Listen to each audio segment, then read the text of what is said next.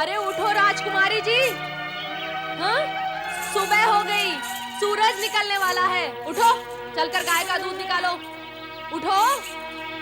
मेरा लाडला पुत्र पुरेंद्र दूध के बिना रह नहीं सकता। उसे शीघ्र ही दूध चाहिए। अरे टुकुर टुकुर मुंह क्या देख रहा है? उठ। और सुनो, दूध की एक बूंद भी नीचे ना गिरे। और ये भी ध्यान रहे, ये गाय तुम्हारे भैया या मामा की नहीं है। ये तो मैं अपने पिता के घर से लाई हूँ। यदि ये गाय मैं नहीं लाती तो मेरा निकम्मा पति मुझे और मेरे पुत्र पुरेंद्र को भूखा ही मार देता। हाँ, चलो उठो। हाँ? अरे रे रे रे रे रे, कहा था ना एक बूंद दूध ना गिरे। हाँ? सारा दूध गिरा दिया निर्लज्ज कहीं। मामा से भीख मंगवाएगा क्या भांजे? हाँ? भाभी, गाय की ठोकर से गिर गया, मैं निकाल देती हूँ। चल निकाल जल्दी। हाँ। ले बेटा। आजा आजा काली, आजा।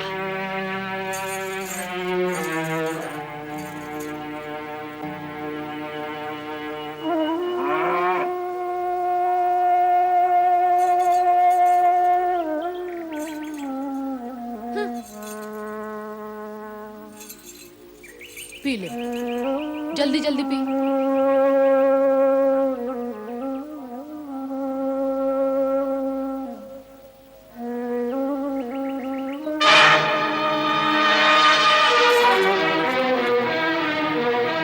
तू क्या देख रहा है आंखें चौड़ी करके? कुदृष्टि लगाएगा मेरे पुत्र को। हाँ? जा, हट यहाँ से। गाय चराने लेकर जा। जा कह रही हूँ ना।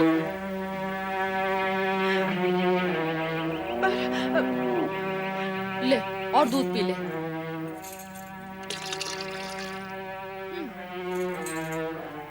अब तू यहाँ खड़ी खड़ी क्या मुंह देख रही है महारानी?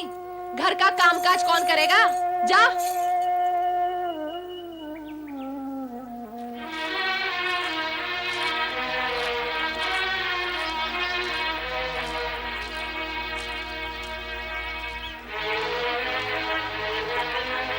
नारायण नारायण। प्रणाम माता। माता, आप अकेली इस समय इस वन प्रदेश में कहाँ जा रही हैं आप? ओहो नारद, प्रणाम का उत्तर लिए बिना ही तुमने तो प्रश्नों की श्रृंखला खड़ी कर दी है। क्षमा माता, क्षमा। प्रणाम का उत्तर आप फिर कभी दे देना। इस समय तो आप मुझे केवल ये बताएं कि आप जा कहाँ रही हैं।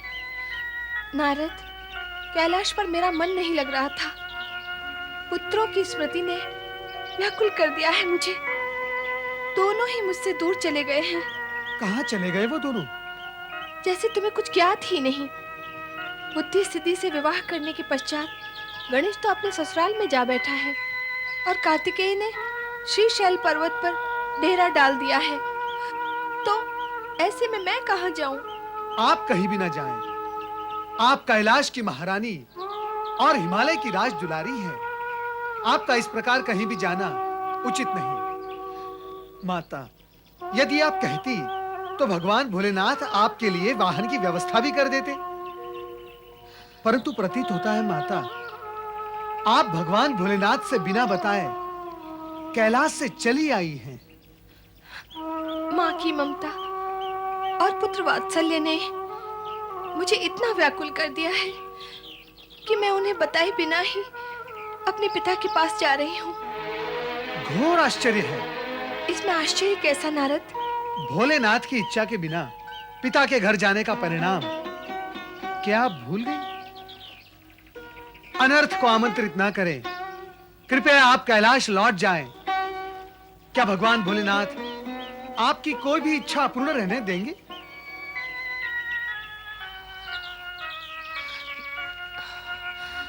हाँ, व्याकुलता ने मुझे कुछ अधिक ही अधीर कर दिया है।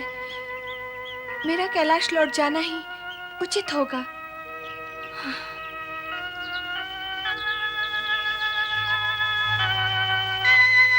कैलाशपति, आपसे प्रेरणा पाकर मैंने माता पार्वती को कैलाश लौटाने का कार्य तो पूर्ण कर दिया है। अब मैं स्वयं कैलाश नहीं आ सकता। यहीं से मेरा प्रणाम स्वीकार कर लो। ओम नमः शिवाय।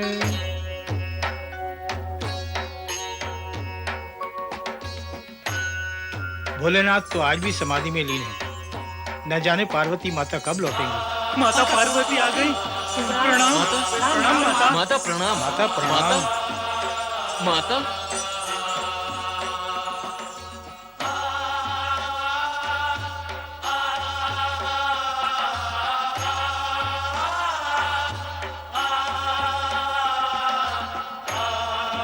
पति परमेश्वराय नमो नमः।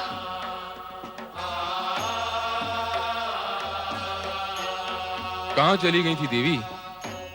गई तो थी पर जा न सकी। पर कहाँ और क्यों? यहाँ मेरा मन नहीं लग रहा था, इसलिए पिताश्री के घर जाने के विचार से निकली थी। पिता के घर? बिना निमंत्रण? बिना निमंत्रण तो कहीं भी नहीं जाना चाहिए देवी। तो क्या करूं? पुत्रों की स्मृति मुझे विकल करती रहती है। बार बार उनका प्रिय मुख मेरी आंखों के सामने आता है, पर न तो मैं उन्हें देख पाती हूँ, न ही उनसे मिल पाती हूँ। इसीलिए सोचा कि स्थान परिवर्तन से संभवतः मन शांत हो जाएगा। अवश्य हो जाएगा, चिंता ना करो। तुम्हारा पुत्र वियोग शीघ्र दूर होगा। एक ओर देवी पार्वती पुत्र वियोग में व्याकुल थी, तो दूसरी ओर एक मां अपने पुत्र के दुखों से चिंतित थी। सुख दुख विधि के विधान में लिखे होते हैं, जिसका ज्ञान केवल विधि के रचनाकार भोलेनाथ को ही है।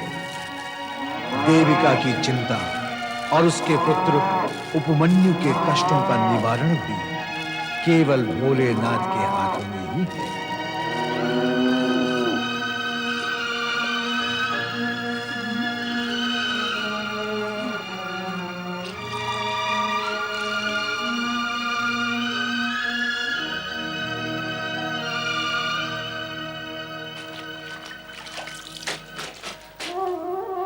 इस भूख से तो अच्छा था अपने गांव में ही भिक्षा मांगकर पेट भर लेते।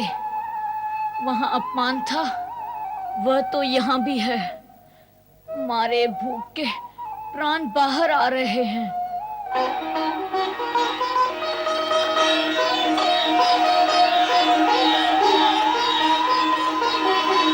मन तो कहता है गाय का दूध पीकर ही अपनी भूख मिटा लूं।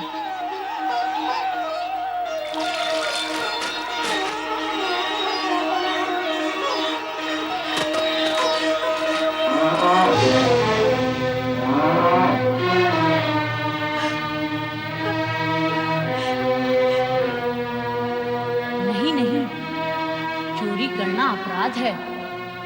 चोरी करने से तो भूखा रहना अच्छा है। माँ, माँ, उपमन्यु बेटा, माँ, इतना काम करके भी भूखा ही रहना पड़ता है, तो यह हम अपने गांव में भी कर सकते हैं। चलो माँ, अपने गांव लौट चलें। गांव बदलने से भाग्य तो नहीं बदल सकता है पुत्र। हमारे ये दुर्दिन भी समाप्त हो ही जाएंगे। भगवान पर विश्वास रख पुत्र।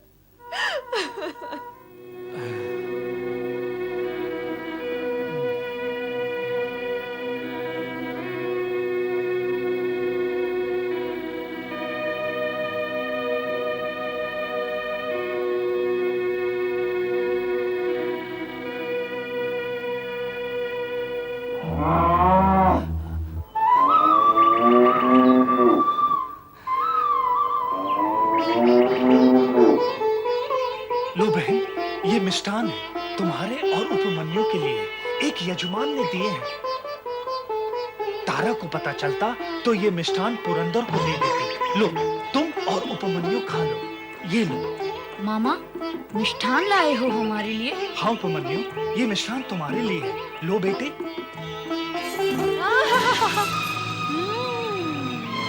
मिष्ठान, लड्डू। तुम्हें लाज नहीं आती? अपने पुत्र को मिष्ठान ना देकर पराये पुत्र को प्रसन्न कर रहे हो, हाँ? अरे कैसे पिता हो? धिक्कार है ऐसे पिता पर। उपमन्यु क्या पराया है? मेरी बहन का पुत्र क्या पराया है? भांजे पराये होते हैं क्या? ओ भांजे के मामा जग में पहले अपने पुत्र के लिए विचार करते हैं, भांजे के लिए नहीं। और ये दोनों माँ पुत्र, इन्हें तनिक भी लाज नहीं आती। जानती है पुरंदर के खाए पिए बिना इस घर में कोई कुछ भी खाता पीता नहीं। फिर भी मीठा खाने के लिए न जाने कितने जन्मों से इन माँ पुत्रों की आत्मा व्याकुल थी कि इस मिष्ठान पर आंखें गड़ी हुई हैं। हाँ, आज इन्हें दंड स्वरूप भोजन ही नहीं मिलेगा। हाँ, समझे? चलो तुम अंदर, चलो, चल।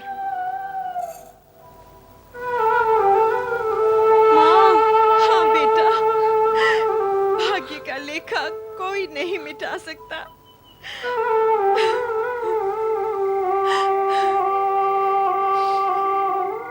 हे भोलेनाथ, हे कैलाशपति, क्या मेरे उपमन्यु के भाग्य में तुमने सिर्फ दुख ही दुख लिखे हैं, एक भी सुख नहीं लिखा।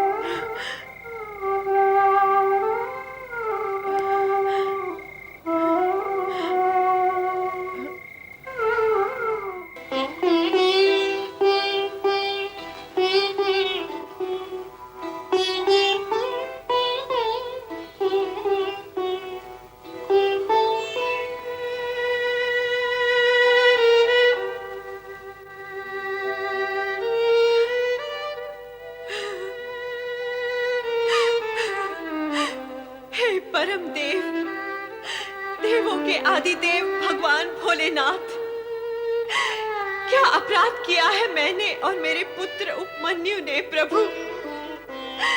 हम आपकी कृपा से वंचित क्यों हैं? क्यों हमें अपमान का विष पीना पड़ रहा है? क्यों हमें भूखा मरना पड़ रहा है प्रभु?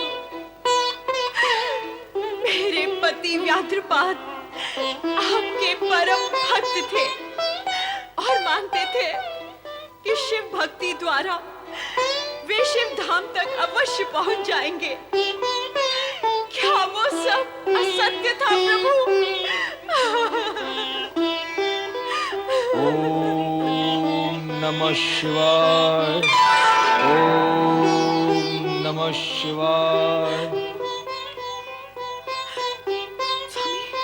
स्वामी, स्वामी, स्वामी, आप यहाँ भगवान शिव के चरणों में। स्वामी, आपको पता है आपके चले जाने के पश्चात आपका पुत्र उपमन्यु दूध और भोजन के एक एक दाने के लिए तरस गया है। मैं तो जैसे तैसे भूखी प्यासी रह लेती हूँ, पर उसका दुख मुझसे देखा नहीं जाता है स्वामी।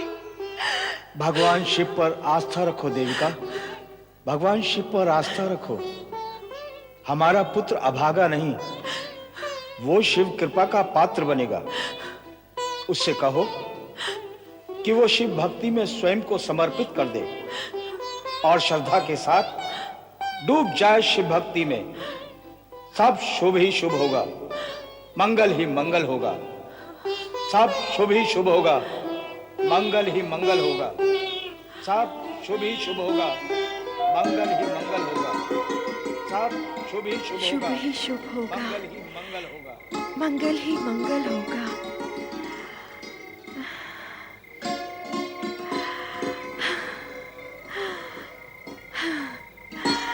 कैलाशपति की जय हो। स्वप्न में भी मुझे मेरे स्वामी के दर्शन करा दिए। धन्य है भोलेनाथ, धन्य है। हे शिव शंकर, मेरे उपमन्यु की हर मनोकामना पूर्ण करना प्रभु, हर मनोकामना पूर्ण करना।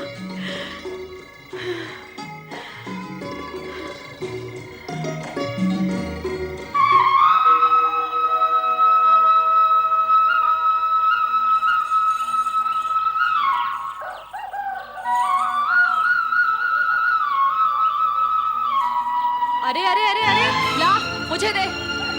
भाभी, थोड़ा सा दूध उपमन्यु को दे देती। बहुत दिनों से इसने दूध नहीं पिया है। बहुत दिनों से नहीं पिया तो क्या हुआ? इसके पेट में पीड़ा हुई? नहीं हुई ना? तो बस, और बहुत दिन तक नहीं पिएगा तो कुछ नहीं होगा इसे। हाँ? विधाता तेरी रक्षा करे बेटा। भाभी, थोड़ा सा दूध दे देती तो तुम्हारा बहुत उपकार होता।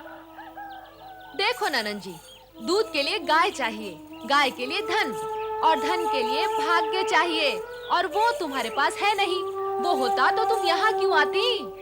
अब तुम्हें समझ लेना चाहिए कि तुम्हारे भाग्य में दूध है ही नहीं। हाँ?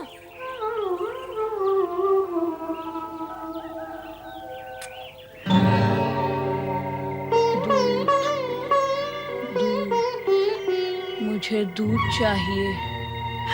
दूध, दूध, मुझे दूध दो माँ। दूध, दूध, दूध, दूध, दूध, मुझे दूध चाहिए। दूध, दूध, मैं लाती हूँ। दूध, दूध, दूध, दूध, दूध, दूध, दूध, दूध, दूध, दूध, दूध,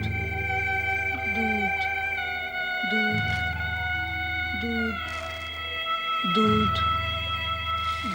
दूध, दूध, दूध, दूध, दूध,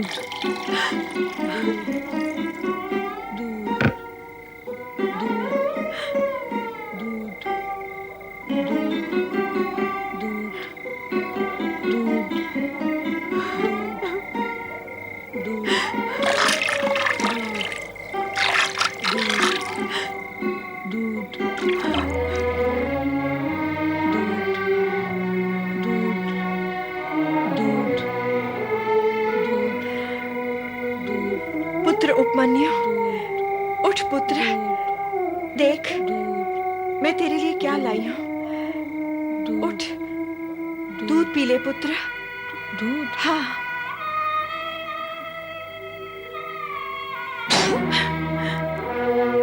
क्या दिया माँ? क्या दिया तुमने मुझे? यह दूध नहीं है। तुमने छल किया मेरे साथ। क्यों किया ऐसा? बोलो, क्यों किया ऐसा?